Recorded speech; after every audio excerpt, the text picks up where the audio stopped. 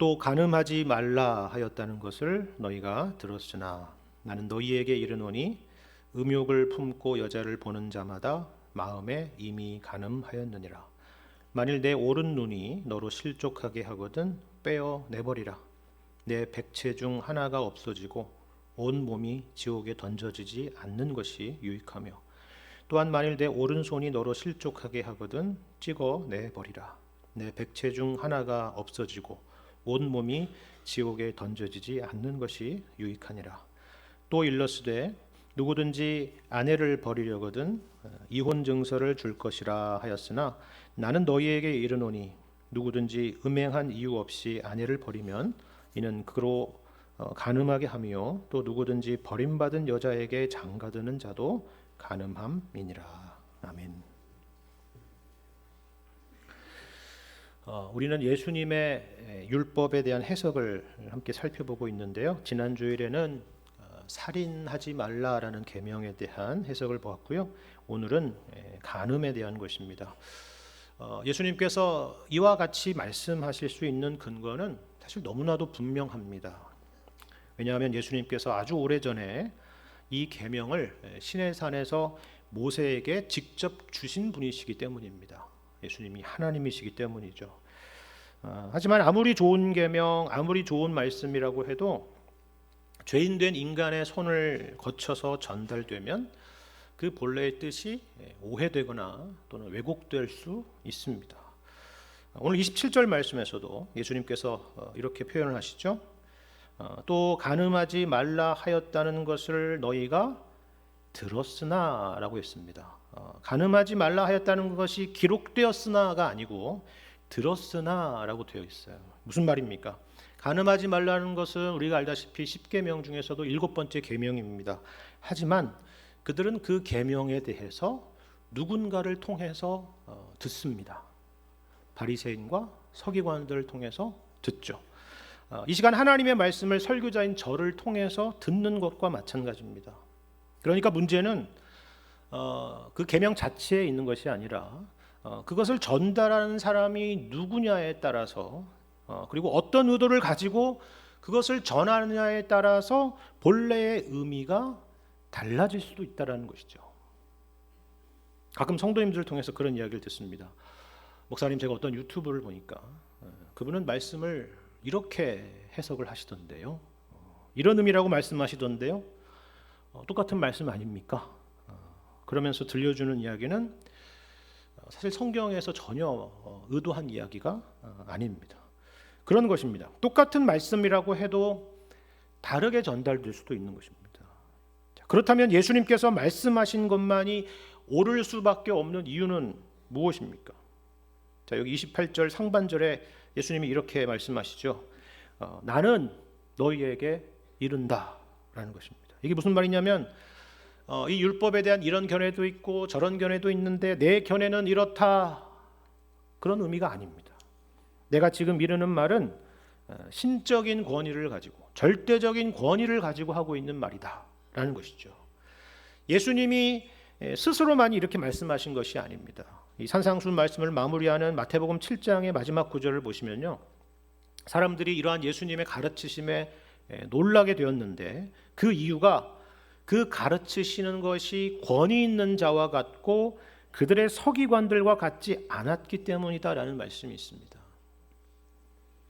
단지 예수님의 가르침이 그들보다 더 탁월했다라는 말이 아니라 예수님의 가르침에서 마치 이 수천 년 전에 시내산에서 모세가 하나님으로부터 율법과 계명을 받았던 것 같은 그런 현장감, 그런 느낌, 그런 하나님의 신적인 권위를 느꼈다라는 그런 의미입니다. 물론 예수님께서 이렇게 말씀하시는 이유는 다른 것이 아닙니다. 율법의 본래의 의미를 밝히셔서 듣는 사람들로 하여금 옳은 길을 가게 하고 생명의 길을 가게 하고 복된 길을 가도록 인도하려는 것이죠. 계명의 본래의 목적은 바로 이것이었습니다. 그들에게 어떤 종교적인 멍해를 씌우려고 하시는 것이 아니라 도리어 진정한 자유와 행복을 주시려고 했던 것이죠. 물론 예수님께서는 앞서 살펴본 것처럼 율법을 폐하러 오시는 것이 아닙니다. 그것을 통한 자유가 아닙니다. 우리가 잘 아는 말씀 있지 않습니까? 수고하고 무거운 짐진 자들아 다 내게로 오라 내가 너희를 쉬게 하리라 하셨습니다. 그런데 여러분 이어지는 말씀이 뭐예요? 이제 자유다. 멍에를 벗었다. 이제는 마음대로 살아야 된다. 그런 의미가 아니에요. 나는 온유하고 겸손하니 나의 멍에를 메고 내게 배우라. 그리하면 쉼을 얻으리라 라는 말씀입니다. 무슨 말입니까? 진정한 율법의 완성, 진정한 자유, 진정한 안식이 바로 예수님 안에 있다라는 말씀입니다. 그것을 찾으셔야 됩니다. 단지 문자적으로 혹은 우리가 율법을 오해해서 이것을 지켰니 안 지켰니 하는 식으로 자만하거나 반대로 낙심하는 것이 아니라 이 율법의 본래의 뜻이 무엇이었고 예수님께서 이 율법을 어떻게 성취하였으며 또 우리가 주님 안에서 배운다는 것은 어떤 것인지를 생각하고 그리고 헤아리는 것입니다. 여러분 이런 의미에서 오늘 본문의 말씀을 한번 보시길 바랍니다. 우리는 10계명 중에서 7번째 계명을 잘 알고 있습니다. 간음하지 말라라는 것이죠. 그런데 예수님께서는 우리가 지난주에 살인하지 말라는 계명에서 살펴본 것처럼 단지 실제로 간음을 했느냐 하지 않았느냐라는 것으로 이 계명을 지켰는지 지키지 않았는지를 생각해서는 안 된다라고 말씀하십니다. 여러분 28절 말씀이 그것을 우리에게 말해주고 있습니다. 뭐라고 말씀합니까? 나는 너희에게 이르노니 음욕을 품고 여자를 보는 자마다 마음에 이미 간음하였느니라 라는 말씀입니다. 절대 가벼운 말씀이 아니죠. 두려운 말씀입니다. 그런데 그렇다고 해서 이 말씀을 오해해서도 곤란합니다. 지금 예수님은 어떤 이성에 대해서 매력을 느끼는 거, 참 아름답다, 예쁘다, 잘생겼다, 멋지다 이렇게 생각하는 거, 그와 같은 것에 마음이 끌리는 것 그 자체를 지금 말씀하고 있는 것이 아닙니다. 여러분 종교개혁가 마틴 루터가 했던 아주 유명한 말이 있죠. 여러분도 한 번쯤은 들어보셨을 텐데요. 이런 말입니다. 새가 머리 위를 날아다니는 것을 누가 말리겠느냐는 거예요. 그렇죠? 하지만 그 새가 내 머리 위에 둥지를 틀도록 두는 것은 전혀 다른 문제다라는 것입니다. 뭘 말하는지 아시겠죠? 그렇죠? 이처럼 간음이라고 하는 것은요. 단지 누군가에게 매력을 느끼는 것을 넘어서 불법적인 관계에 대한 욕망을 고의적으로 그리고 지속적으로 품는 것을 말하는 것입니다. 여기에는 두 가지 모습이 있을 겁니다. 결혼이라고 하는 언약적인 관계를 염두에 두지 않거나 결혼이라고 하는 관계 밖에 있는 누군가를 욕망의 대상으로 삼는 것을 말합니다. 그러니까 예를 들면 결혼 이전이라면 동거와 같은 것을 생각할 수 있겠죠. 결혼 이후라면 불륜이라는 것이 이에 해당할 수 있을 것입니다. 그런데 실제로 이런 일이 있지 않다 할지라도 그와 같은 것을 꿈꾸거나 상상하는 것 자체가 이미 간음한 것이다라고 말씀하는 것입니다. 그런데 이 말씀은 단지 우리에게 무슨 혼전 순결이나 기독교의 성윤리에 대해서 가르치시려는 것이 아닙니다. 금욕주의에 대해서 말하는 것도 아니에요.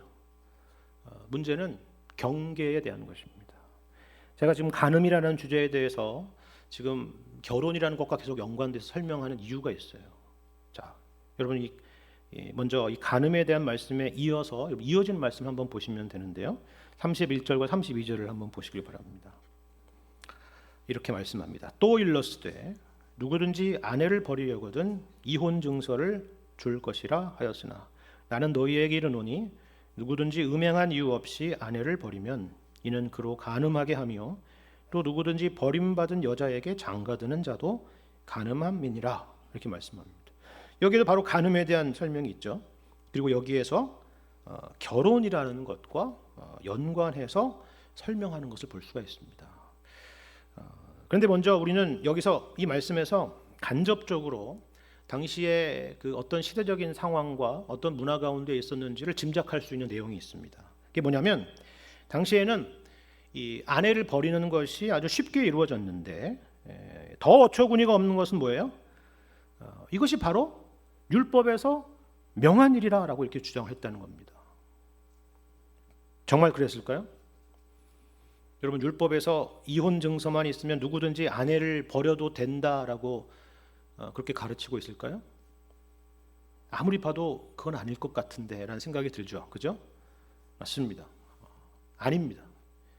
나중에 여러분 시간이 되시면 마태복음 19장 말씀을 여러분 읽어보시면요, 예수님께서 이혼에 대하여 묻는 바리새인들의 질문에 대답하시는 것을 볼 수가 있는데요, 거기서 예수님은 분명히 결혼의 신성함에 대해서 강조하십니다. 신성함, 결혼의 신성함이라고 하는 것은요, 결혼 자체가 무슨 신비함이 있다는 이야기가 아니라 하나님이 짝지어 주신 것을 사람이 나누지 못할지니라 라는 의미의 신성함입니다. 그러니까 하나님은 이 결혼이라는 것을 하나님 앞에서의 언약적인 결합으로 보신다라는 그런 의미입니다. 그렇다면 이혼 증서는 왜 있느냐? 이렇게 예수님이 말씀하세요. 모세가 너희 마음의 완악함 때문에 아내 버림을 허락하였거니와 본래는 그렇지 않다라는 것입니다. 다시 말해서 사람들이 이 완악하고 죄악되기 때문에 율법대로 살려고 하지 않기 때문에 하나님께서 다만 허용하신 일이다, 그런 일일 뿐이다라는 것입니다. 자, 여러분이 오늘 본문 31절에 보시면은 이 누구든지라는 단어 앞에 보면 여러분 디귿이라고 여러분 각주가 있을 것입니다. 그렇죠? 보이시죠? 그리고 그 하단에 디귿을 보시면 신명기 24장 1절과 3절 이렇게 되어 있죠. 그러니까 그 당시에 이 사람들이 이 말씀을, 신명기 24장 말씀을 근거로 그렇게 주장한다는 것인데요, 신명기 24장 1절을 보시면은 이런 말씀이 있습니다. 여기에 바로 그 이혼 증서에 대한 내용이 있는데 24장 1절입니다. 사람이 아내를 맞이하여 데려온 후에 그에게 수치되는 일이 있음을 발견하고 그를 기뻐하지 아니하면 이혼 증서를 써서 그의 손에 주고 그를 자기 집에서 내보낼 것이요 라는 것입니다. 자, 여기에 바로 말씀드린 하나님께서 인간의 완악함 때문에 이혼을 허락하신 조건 한 가지가 있죠. 하나의 조건, 뭡니까? 수치되는 일이라는 것입니다. 그렇죠? 그런데 다시 말씀드리지만 이 조건이 있으면 무조건 자동적으로 된다, 이런 의미가 아니에요. 그 다음 조건이 있어요. 뭐라고 되어 있어요? 그를 기뻐하지 아니하면입니다. 그러니까 이 조건을, 이 상황을 받아들이기 어렵다면 이해하시겠다라는 그런 차원의 내용이라는 것입니다. 근데 그 조건이 뭐라고요? 다시 말씀드리지만 그에게 수치되는 일이 있음을 발견했을 때라는 것입니다. 자, 그렇다면 이 수치되는 일이라는 것은 과연 뭘까요? 흥미로운 것은 여기에 대해서 당시의 유대인들 가운데 두 가지 의견이 있었다는 것입니다. 두 가지 학파가 존재했어요. 이것을 해석하는 두 가지의 큰 흐름이 있다는 것입니다. 하나는 이 샤마이 학파라는 학파인데요, 이 사람들은 이것을 보다 엄격하게 적용을 했습니다. 그래서 여기 수치되는 일이라고 하는 것은 여러 증인들을 통해서 명백하게 확인된 상대방의 성적인 부도덕을 의미한다, 이렇게 가르친 것입니다. 보수적이죠. 엄격합니다. 그죠? 근데 또 다른 학파가 있었습니다. 힐렐 학파라는 학파인데요, 이들은 다른 견해를 냈습니다. 이들은 이걸 보다 느슨하게 해석을 해서 여기 수치되는 일이라고 하는 것은 아내에게 발견되는 모든 불만의 원인이다 라고 이렇게 해석을 했습니다. 그래서 모든 종류의 불만을 다 여기에 담은 거예요. 수치되는 일. 그래서 실제로 있었던 일인데, 심지어는 어떤 걸 이 안에 포함시켰냐면 아내가 아침 식사를 준비하는데 음식을 태워 먹었다는 거죠. 그러면 이것은 수치되는 일이다 라고 해서 이혼의 사유가 된다라고 해석을 한 것입니다. 근데 여러분, 우리가 잘 알지 않습니까? 어떤 사람들이 이런 느슨한 힐렐 학파와 같은 입장을 지지할까요? 아내를 지키려는 사람일까요? 아니면 아내를 버리려는 사람일까요? 당연히 버리려는 사람이겠죠. 근데 이렇게 아내를 버리는 것도 악한 일이지만 도리어 이것이 율법을 지키는 일이다라고 하니까 얼마나 기가 막힐 일이겠습니까? 그렇죠. 그렇다면 왜 이런 어거지 명분을 만들겠습니까? 이 말씀이 어떤 맥락에서 등장하고 있다는 것을 여러분이 아신다면 너무나 분명한 것이죠. 일종의 점증법인데요. 음욕을 품고 마음속으로 간음을 하고 이제는 직접적인 행동까지 이어지는 것입니다. 인간은 이처럼 부패한 존재들이죠. 부패했을 뿐만 아니라 자신을 정당화할 수 있는 합법적인 근거와 더불어서 심지어는 뭐까지 챙기려고 하느냐면 신학적인 명분까지 챙기려는 겁니다. 하나님이 그렇게 말씀하셨다라는 것까지 취하려고 하는 거예요. 이게 바로 죄인된 인간의 모습입니다. 여러분, 아담을 기억하지 않습니까? 선악과를 따서 먹었으면 죄인이라고 인정하면 되는데 어떻게 해요? 하나님께서 나에게 주신 하와가 나에게 이 열매를 줌으로 내가 먹었다라는 건 아닙니까? 인간이 그와 같은 존재입니다. 여러분, 생각해 보십시오. 결혼에 대해서 한번 생각해 보세요. 여러분, 결혼에서 제일 중요한 게 뭘까요? 조건입니까? 상대방의 집안이나 상대방의 직업이나 외모나 성격과 같은 것일까요? 아니면 사랑입니까? 사랑이죠. 물론 그렇죠. 사랑 없이 어떻게 연애를 하고 결혼까지 하겠습니까? 하지만 그것보다 더 중요한 것이 있습니다. 결혼에 있어서 성경에서 사실 제일 강조하는 것은요, 조건은 당연히 아니고요, 우리가 흔히 말하는 사랑이라고 하는 연애 감정도 아닙니다. 만일에 이러한 것들이 결혼에서 정말 제일 중요한 것이다라고 한다면, 만약에 이것이 충족되지 않거나 이러한 감정이 식어버린다면 결혼도 결국 끝나버리지 않겠습니까? 그렇죠. 우리는 사랑이라고 하는 감정이 결혼 생활을 유지하는 조건이라고 생각을 하죠. 하지만 성경의 강조는 다릅니다. 오히려 결혼했기 때문에 사랑해야 된다라고 말씀합니다. 묶여있기 때문에 사랑할 것을 명합니다. 앞서 본 것처럼 뭐라고요? 하나님이 짝지어 주신 것을 사람이 나누지 못할지니라. 그럼 이것이 결혼의 원리입니다. 언약 안에서의 사랑이죠. 책임과 희생이 있는 사랑입니다. 이것이 성경에서 늘 강조하는 것입니다. 그리고 그렇게 우리에게 말씀하시는 이유는요, 하나님께서 우리를 그와 같이 사랑하셨기 때문입니다. 오늘 본문도 마찬가지예요. 우리가 지금 지난주와 이번 주에 계속 십계명에 대한 예수님의 해석을 보고 있는데, 잘 보시면 이 내용들이 서로 각각 독립된 내용들이 아닙니다. 지난주에 6번째 계명인 살인하지 말라는 계명을 함께 살펴봤죠. 오늘은 7번째 계명인 간음하지 말라는 말씀을 살펴보고 있습니다. 그렇다면 문제를 냅니다. 다음 주는 뭘까요? 8번째겠죠. 그 다음은요? 9번째, 10번째 이렇게 생각할 겁니다. 근데 여러분 보시면 아시겠지만 우리가 생각하는 그 순서대로 진행되지 않습니다. 어떻게 보면요, 여기서 끝나요. 왜 그럴까요? 여러분, 일단 이것을 보시길 바랍니다. 오늘 말씀은 단지 십계명에서 7번째 계명에 대한 설명이 아닙니다. 사실 오늘 말씀이 8계명이기도 하고 9계명이기도 하고 10계명이기도 합니다. 왜 그럴까요? 여러분 성경책 가지고 계시면 맨 뒤에 보시면, 커버 바로 앞에 보시면 10계명이 다 있어요. 여러분 좋은 성경 가지고 계신 분들은 다 그게 있습니다. 네, 보세요. 거기 10계명 보시면 보세요. 8계명이 뭐라고 되어 있습니까? 제 8계명. 도둑질하지 말라. 그렇죠? 9계명은 뭐예요? 내 이웃에 대하여 거짓 증거하지 말라 하는 것이죠. 그리고 여러분 10계명이 뭡니까? 내 이웃의 집을 탐내지 말라 하는 것입니다. 근데 그러면서 이어지는 부연 설명이 있어요. 뭐예요? 내 이웃의 아내나 그의 남종이나 그의 여종이나 그의 소나 그의 낙이나 무릇 내 이웃의 소유를 탐내지 말라라는 것입니다. 왜 오늘 7계명에 대한 설명이 10계명까지 이어지는지 여러분 아시겠죠? 간음이라고 하는 것은 곧 이웃의 아내를 탐내는 것이죠. 10번째 계명에 대한 위반입니다. 그리고 그것은 도둑질입니다. 8계명에 대한 위반입니다. 그리고 동시에 배우자에 대해서 거짓 증거하는 것입니다. 언약을 깨트리는 일이기 때문이죠. 9번째 계명에 대한 위반입니다. 이처럼 십계명이라고 하는 것은 우리가 흔히 생각하는 것처럼 각각의 독립된 10가지의 계명이 아니라 서로 연결된 계명이라는 것을 기억하시기를 바랍니다.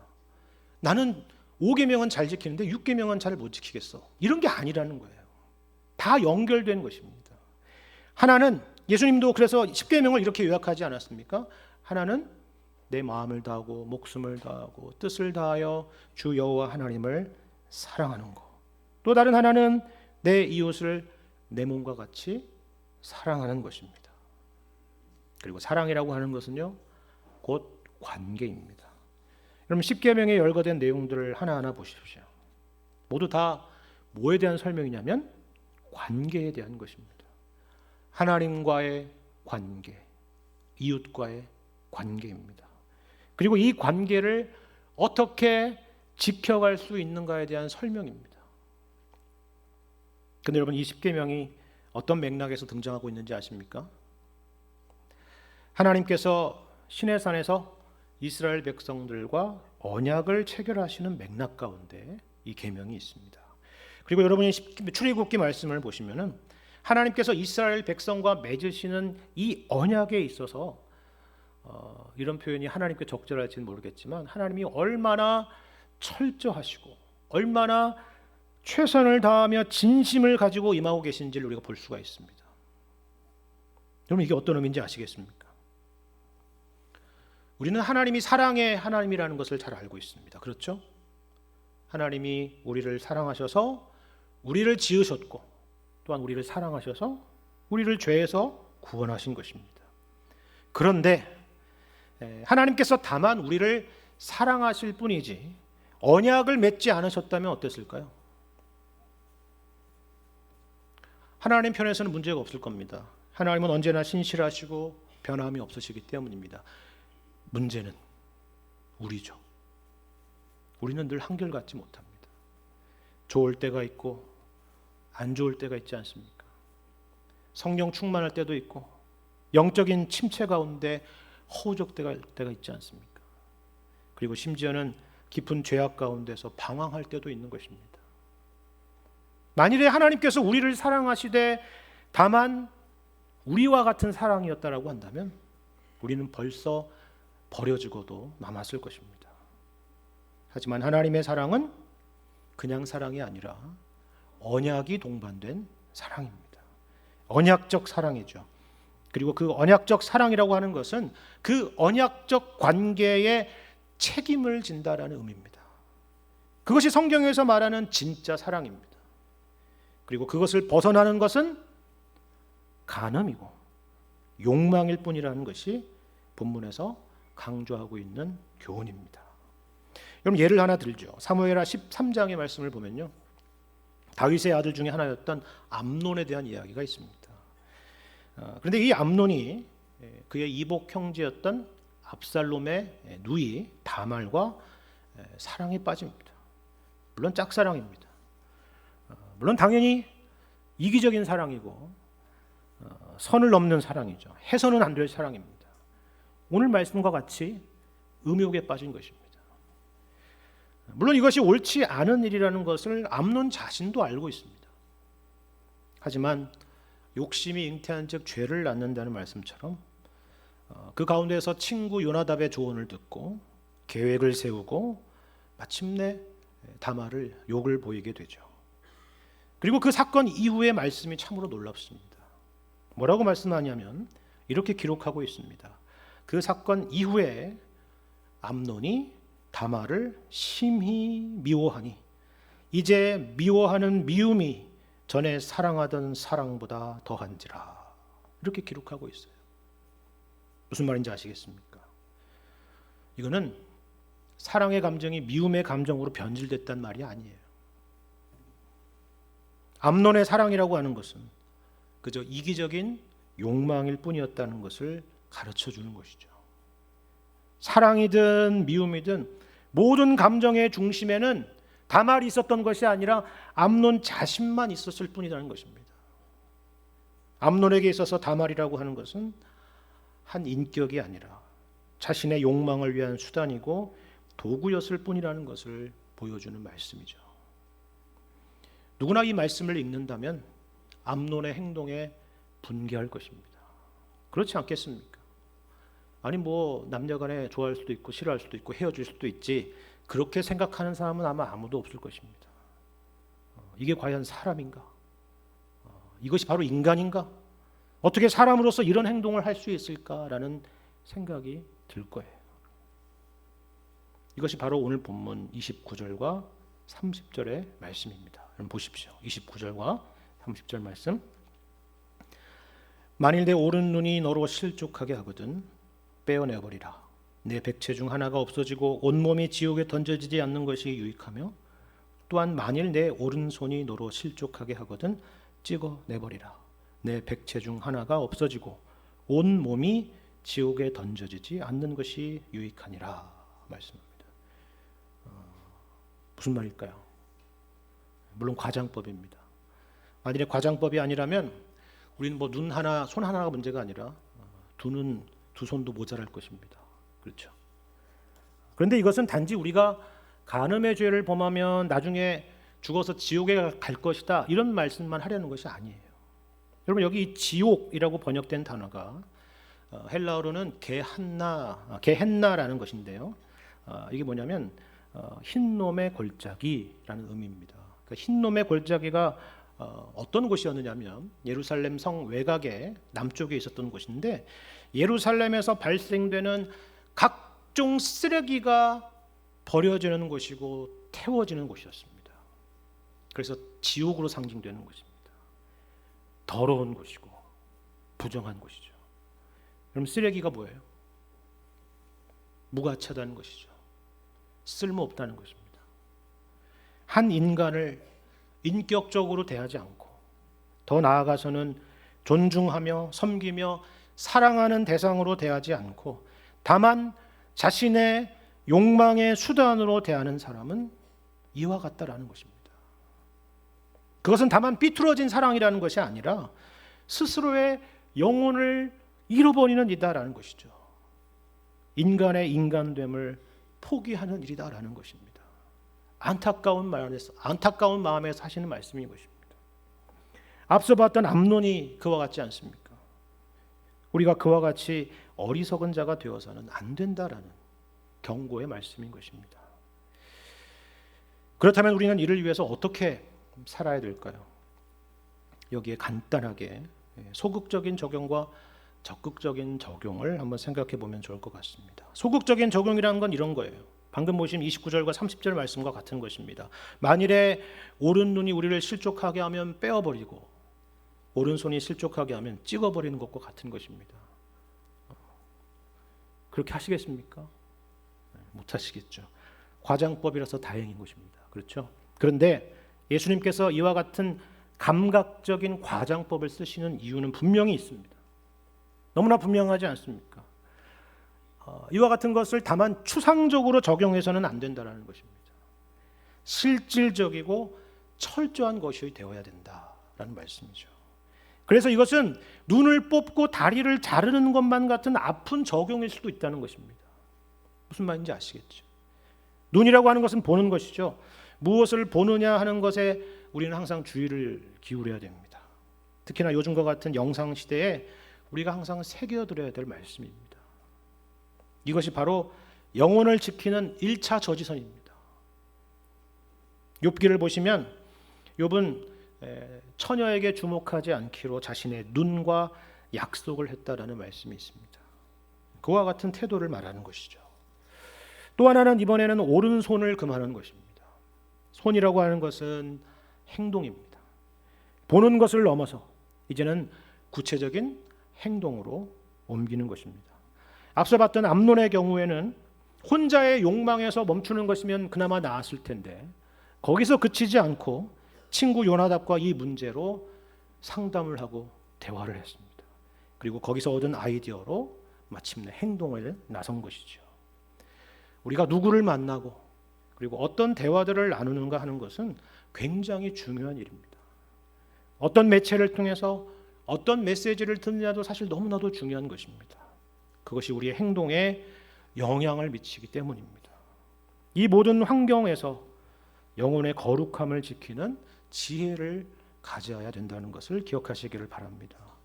근데 이런 소극적인 방식 말고 적극적인 방식, 그리고 긍정적인 방식도 있습니다. 사실 이것이 더 중요한 일이기도 합니다. 에베소서 5장 말씀을 보시면요, 이런 말씀이 있습니다. 에베소서 5장 1절부터 4절까지 말씀을 제가 읽어드리겠습니다. 그러므로 사랑을 받는 자녀같이 너희는 하나님을 본받는 자가 되고, 그리스도께서 너희를 사랑하신 것 같이 너희도 사랑 가운데서 행하라. 그는 우리를 위하여 자신을 버리사 향기로운 제물과 희생 제물로 하나님께 드리셨느니라. 음행과 온갖 더러운 것과 탐욕은 너희 중에서 그 이름조차도 부르지 말라. 이는 성도에게 마땅한 바니라. 누추함과 어리석은 말이나 희롱의 말이 마땅치 아니하니 오히려 감사하는 말을 하라. 이렇게 말씀합니다. 여러분 학교 다니실 때나 직장에 있을 때나 뭐 카페에서나 사람들이 3, 4, 5 모여서 여기 나와 있는 이런 말들을 이렇게 하는 이유를 여러분 잘 아시죠? 일종의 우월감을 갖는 것입니다. 그런 말들로 그들에게 거론되는 그런 사람들을 낮게 보면서 마치 자신들이 대단한 위치에 있는 것처럼 구는 것이죠. 하지만 우리가 누구라는 거예요? 우리는 하나님의 사랑을 받은 자들이다 라는 것입니다. 그리스도께서 우리를 위해서 자신을 버려 향기로운 제물이 되셨습니다. 여러분 이게 얼마나 말도 안 되는 일인지 아시죠? 우리는 그저 여기 성경의 2절의 한 절의 말씀을 읽으면서 지나칠지도 모르겠지만 이 말씀 하나만 보더라도 이게 도대체 말이나 되는 소린가? 라는 생각을 하실 거예요. 그렇습니다. 그리고 이처럼 우리 같은 죄인들을 위해서 하나님이신 예수님께서 자신을 죽기까지 낮추셨다면 우리가 우리의 이웃을 어떤 시선으로 어떤 자세로 봐야 할지는 너무나도 자명한 것입니다. 욕망의 대상이 아니라 섬김의 대상으로, 사랑과 존중의 대상으로 보는 것입니다. 우리를 위해서 자신을 버리시고 낮추신 그리스도를 본받는 자가 되는 것이죠. 그리고 또 한 가지는요, 이 일로 함께 부름받은 형제 자매들과 함께하고 또 서로 주 안에서 교제하는 것입니다. 여러분 디모데후서 2장 22절 보면요, 이런 말씀이 있습니다. 사도 바울이 디모데에게 이러한 권면을 합니다. 또한 너는 청년의 정욕을 피하고 주를 깨끗한 마음으로 부르는 자들과 함께 의와 믿음과 사랑과 화평을 따르라 라는 것입니다. 우리가 홀로 설 수는 없습니다. 서로 함께 해야 되는 것입니다. 주일마다 이처럼 함께 모여서 하나님을 한 목소리로 찬양하고 우리를 향하신 거룩한 뜻을 서로 확인하는 것입니다. 이런 의미에서 교회는 우리에게 주신 하나님의 엄청난 선물이며 복인 것입니다. 이것을 기억하실 수 있기를 바랍니다. 물론 우리는 죄인이고 연약하기 때문에 항상 넘어지기 쉽습니다. 하지만 실패한 과거에 사로잡혀 살지 말고 우리를 일으켜 세우시는 주님을 바라보면서 앞으로 힘있게 나아가실 수 있기를 바랍니다. 예수님이 누구십니까? 예수님은 가늠하다가 현장에 붙잡힌 여인에게 찾아가셔서 누구든지 죄 없는 자가 돌로 치라 말씀하신 바로 그 예수님이십니다. 그리고 예수님이 또 누구십니까? 남편이 5이라던 사마리아 여인에게 찾아가셔서 그에게 영원한 생수를 주신 분이십니다. 이처럼 죄와 욕망 가운데 살아가던 자에게 구원을 베푸시고 참된 만족과 기쁨을 주시는 분이시죠. 십자가의 보혈로 우리를 묶으신 언약의 주님이십니다. 이 사랑과 은혜를 기억하시고 항상 주님을 의지함으로 진정한 그리스도의 사랑이 무엇인지를 보이실 수 있는 여러분과 제가 되기를 주님의 이름으로 간절히 축원합니다.